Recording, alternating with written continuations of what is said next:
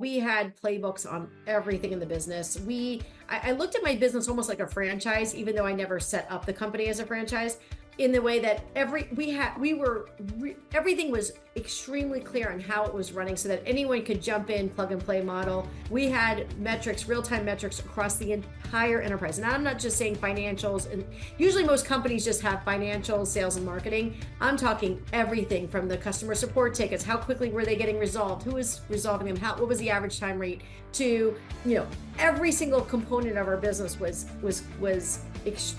we just knew everything down to the minute of everything that was going on in the business. And I think that once they saw that, plus the biggest thing, I didn't have one client that represented more than 1% of my entire business. So for that reason, also made it very valuable, because I think too often you get this whale of a client that represents 80% of your business. You lose that client, you're screwed. Whereas in my world, literally my largest client represented like 0.9% or whatever it was of 1% of my business.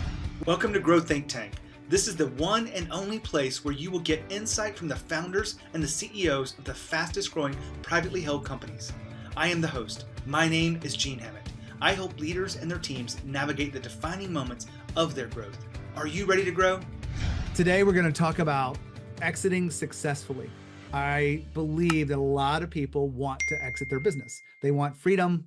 They want their businesses to run well. They want them to be profitable. But eventually, someday, you're going to want to hand it off to someone else. Could be your team members. It could be someone you hand it off to in family. But either way, you want to leave them in a good shape. You don't want to leave them a bag of shit, if you will. And so I thought I would do a collection of interviews of successful exiting for you as my audience. And then today we have the story of Jennifer Berkowitz. She's now with R&J Advisory Group. She's a coach similar to me.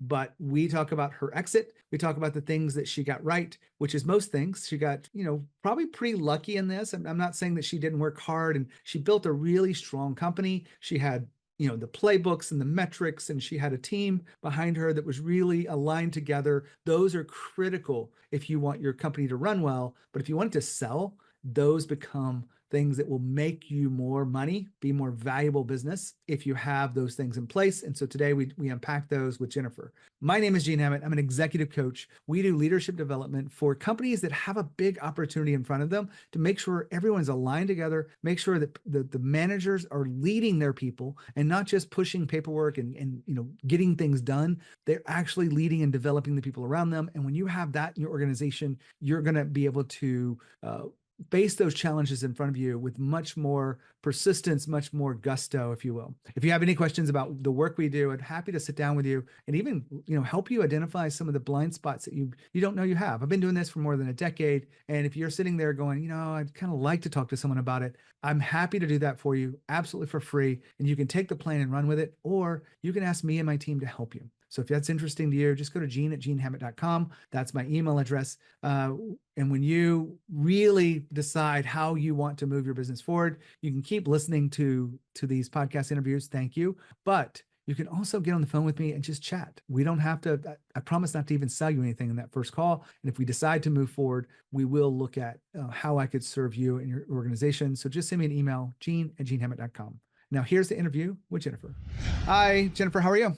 Hi, I'm good, Gene. Thanks for having me today. Thanks for being on the podcast. We're going to have a great conversation about your experience of eventually exiting your business, and then you became a coach. And so it's pretty, good transition after you've gone through something like this. So tell us about your company, R&J Advisory Group. Sure. Well, R&J Advisory Group is my coaching company today. And it's funny, I never thought that I would jump into coaching, but one of the things that I'm realizing in my life is that my whole purpose in life is to give others the same freedom I have. And the way I got here was I had hired coaches in my tech company years ago. So I had started an online data backup and recovery business back in 2002. And it was interesting. So over the years, I struggled for a long time. I lived, I started out of my apartment, lived on oatmeal and PB&J, like probably a lot of entrepreneurs did.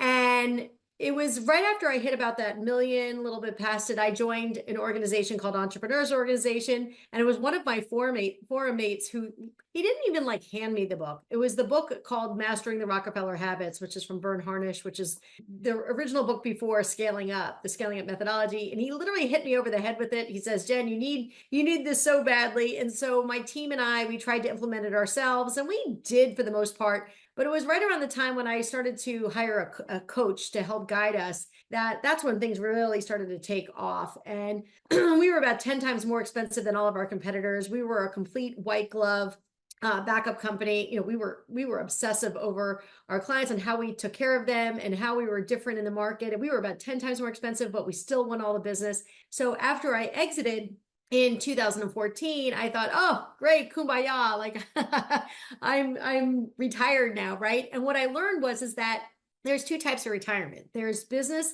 and financial. Financial, awesome. Business, boring as heck. I was 40 years old back in 2014. Sorry, I had to drink water. And I realized I was bored out of my mind. So I started to coach mostly minority nonprofit, minority companies, helping them hit their first million in revenue. I absolutely loved it. And then people just started asking me to help them, coach and scale their business in the way I was, I had done it in my company. And so I called Vern and the team over at Scaling Up, and I said, I think I just want to go certify myself just for fun because I'm a lifelong learner. Little did I realize I was going to then eventually, once I got certified, just fall deeply in love with the whole coaching world. And that's how R&J came to be. R&J stands for my two boys, Ryan and Jake. I had created that company. Literally, it took me 5 minutes to create the name because after I sold the company that bought me needed me to come back in to consult with them. And because they bought my company, I had no company to use. So that's when I called my accountant. I'm like, just create R&J Advisory Group real quick for me.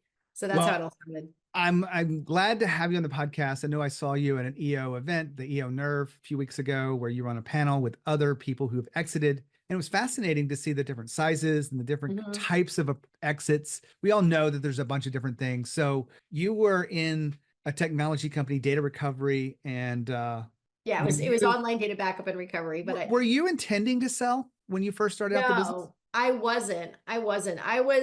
What I was looking actually to do at that stage of my life was at that time I was actually out of the day-to-day of the business. But I was in the process of looking to move to South Florida. At the time, we were in New York. The company was based in New York City. I was looking to move to South Florida, still own my company. The company was it was extremely profitable business. There was no reason for me to necessarily sell it. The running joke was that I had just had my second child, my little Jake, and I would get calls every once in a while from companies, PE firms, VCs, other, competitors, asking me if I was interested in selling. And I never really entertained any of the ideas of it, except at this moment in time, I remember Jake was in my arms. He was like a few months old. And I'm like, you know what? And they said to me, like, Jen, we just need some basic information on you. And we're happy to, give you a number of what we think it's worth. And so at that moment in time, I'm like, you know what? Why not? I was just kind of curious at that stage. I guess I had my company like 12 years or whatever I had. So I said, sure. We went under NDA and they, I gave the specific, they basically wanted to know like the number of clients and I think like our revenues, just some basic information, nothing that would like destroy me if they knew it. And they gave me a number. I was like, it was more than I thought the company was worth. And so I was like, you know what, let's keep talking. And then once they got under the covers and looked at how we were running the operation, from the LOI to the ultimate exit, I ended up making even more money because they realized how valuable my company was once they saw what was happening.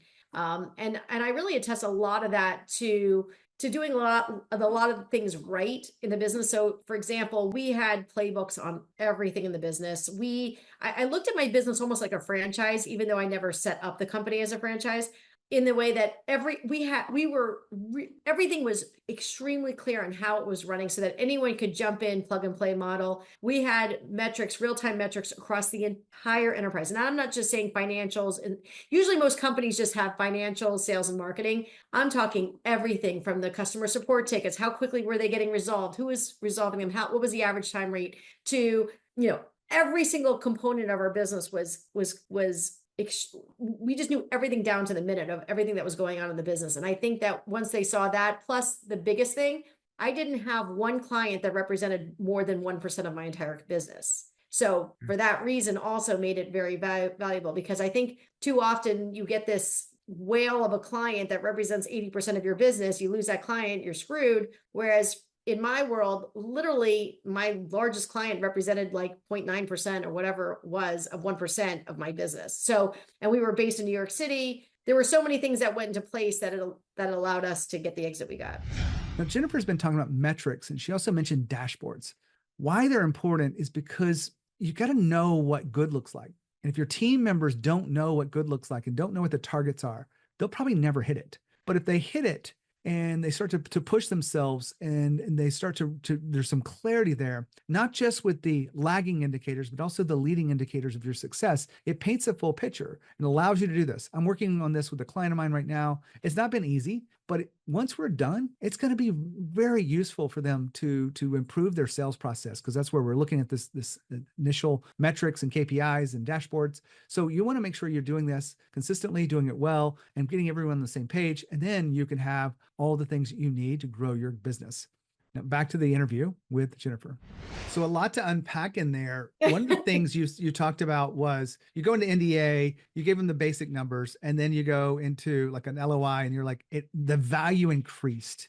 Well, yeah. Based on your best understanding, or maybe they even gave you some hints, not counting about the financials. But we get the metrics and the playbook, but like within the leadership and culture, what were the most important aspects of the value increasing for your company? Outside of the metrics and everything else? Yeah. We had a really good reputation in New York City. We had won a lot of awards, best places to work, all that kind of, that you would know about to build a good culture.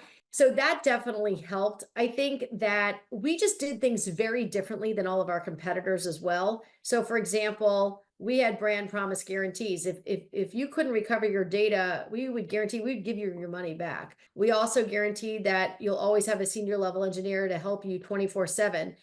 You would never be passed to another engineer start to finish. So we just did everything very differently. In terms of the team, I mean, we had automated so much of our business so that we didn't have to have so many employees. I'm not a big fan of just having employees to have employees.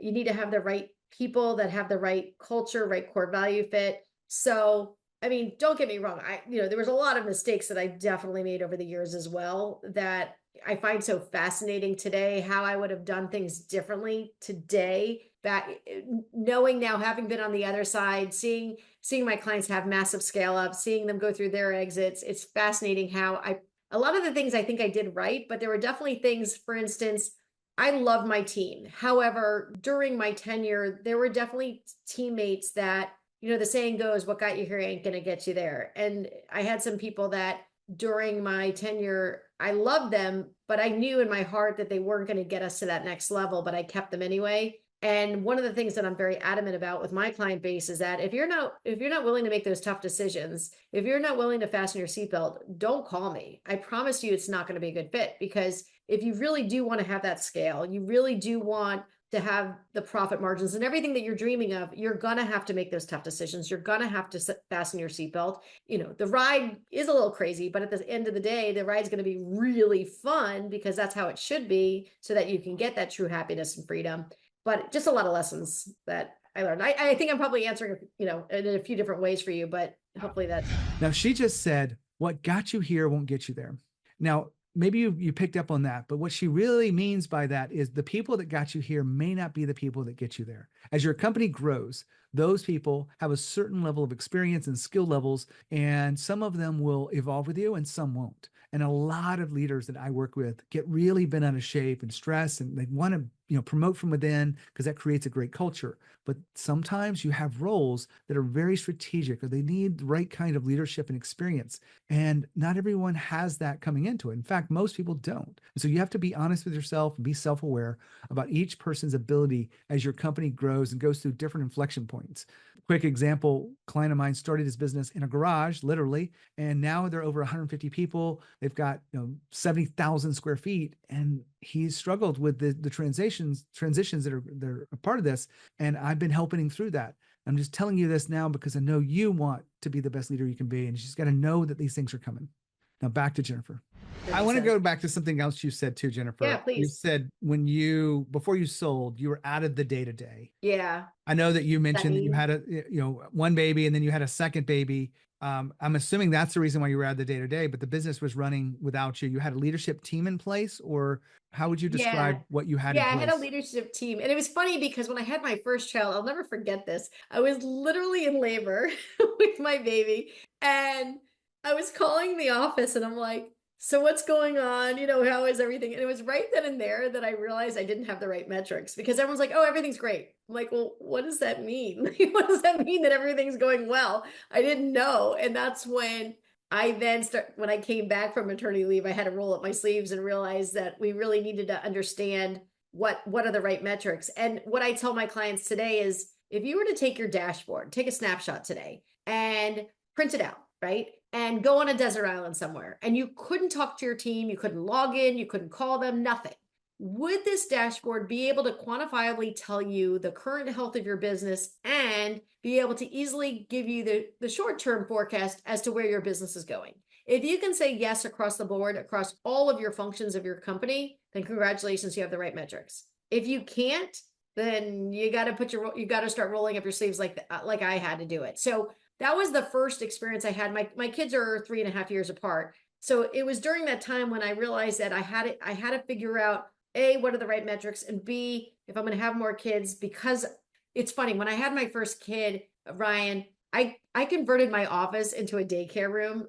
Worst decision ever. I literally took my office dresser, I turned it into a changing table. I had all these toys and exercise things, God only knows, in my office. And I had Ryan in my office with me. And meanwhile, people were coming in and out. My engineers, my operation manager, everyone's coming in to say hello to my kid. No one's getting anything done. I'm like, this is the silliest thing, which again started to make me realize that if I want to spend time with my kids and still have the company, I need to figure out how to get out of the day to day. And so I think that if you hire the right people and you have the right goals and also too, it's not about people saying, oh yeah, I'm going to get this done, but how do you know that they're going to get it done without micromanaging? So one of the things that I teach a lot is in the very beginning of my relationships with clients is actually teaching them how to project manage their quarterly priorities. Like you might say to each other, oh yeah, I'm going to, do XYZ, but how do I know that you're going to actually get it done?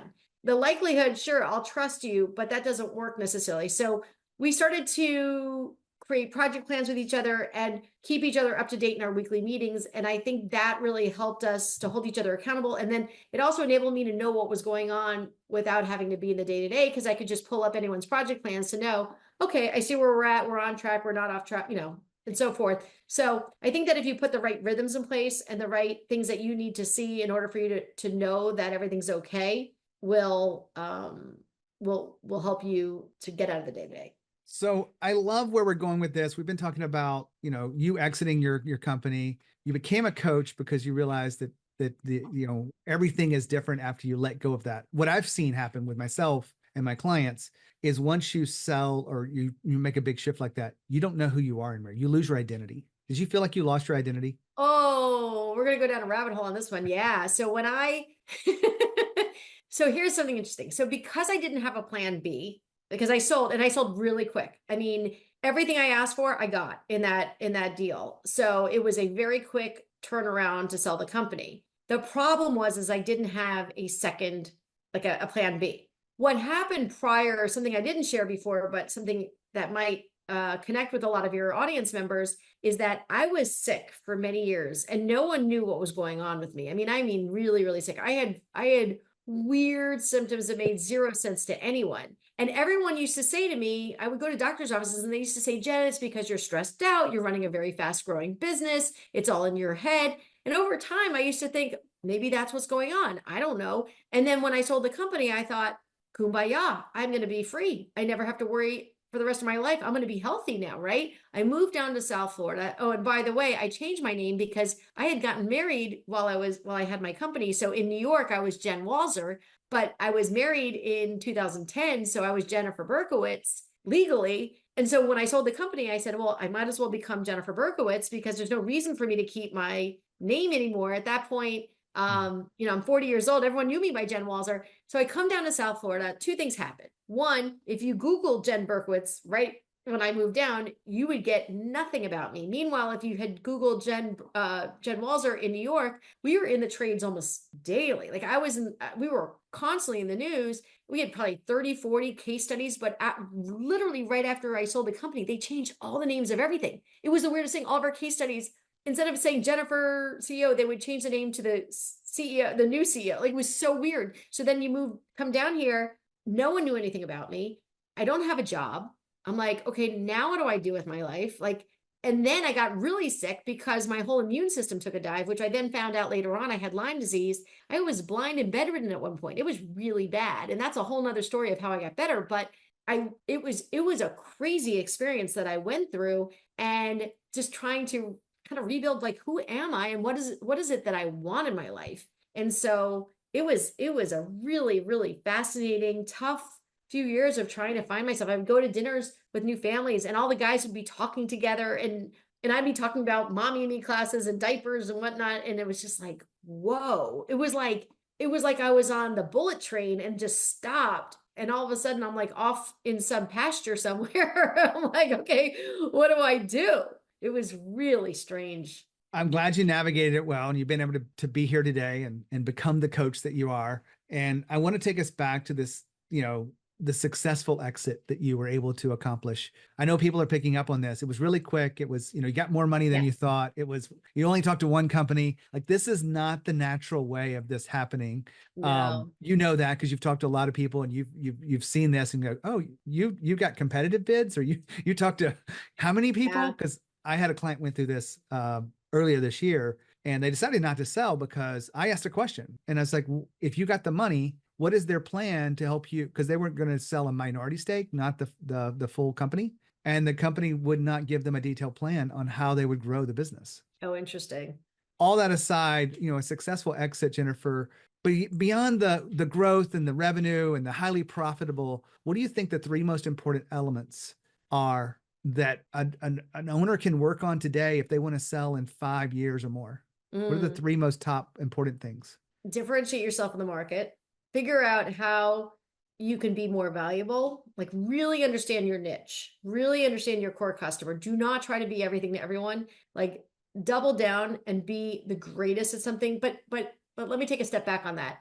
I think if you want to sell in 5 years, you've got to also figure out who would you potentially sell to, because you kind of want to work towards kind of a direction, right? Like, if you want to be bought by a big public company, a specific company, then you need to understand what is it that they're looking for and how you can be more valuable to them, right? So it doesn't really matter, if you think about it, it doesn't really matter what you focus on. At the end of the day, it focuses on what they care about, what the end company that you want to sell to cares about. If you don't know who you want to sell to, that's when I would say is be the best at something. Like, we were the best in financial services who had, as far as banks, broker dealers, hedge funds, who had compliance challenges. We were the only ones that would send letters on their behalf to, like, FINRA, SEC, saying how we were going to make sure that they were compliant. I would sign my own name on it. No one, Iron Mountain, none of them would do that, right? So again, we had to make ourselves look different, but because of that, we were more valuable to these companies. So you want to figure out how you differentiate yourself. Two, profit. I'm a big fan of profit, because if they can figure out how to scoot you up and make you even more profitable, that's great. I think, though, Gene, it really depends on who the company is and what they're trying to achieve. Again, are they trying to sell to a certain company, or are they going to look to acquire other companies? What are they going to look to do for their exit? I know when you're on the panel, I try to figure out the best question that I could ask in front of everyone, but I find a lot of companies miss the opportunity to get their leadership team in the right place for the sale. And I don't mean sharing with them that we're going to sell this. They should, in my opinion, there should be enough transparency, especially with the C-suite, that you're able to tell them, I'm going to sell the company, in the future. But when you look back at your executive team, is there anything that you either did well or wish you had done differently to make sure that it would have been a smoother transition as you sold? I actually think our transition worked out really smoothly. I was actually happy with the transition. I unfortunately couldn't tell anyone anything. I was 100% owner of the company. I didn't have any partners. Yeah. However, the one thing that I told my team And because I always had a high degree of trust with them, I was always truthful, always transparent, in general with them, was that if I ever sold, that I would make sure that they were taken care of. And so when I did sell, I gave each of them, for every year they were with me, I gave them a month of pay. Plus I made sure that they had a great job with the new company after, so they were all going to be taken care of. So it's hard. Transitions are not easy. Unfortunately, I think only one or two, I think it's just one, maybe there's two people left at the new company still today, 10 years later. But it's a hard thing because it depends on your team. My hope is that for those who are listening, that you're building that trust with your team. That I'm a big fan.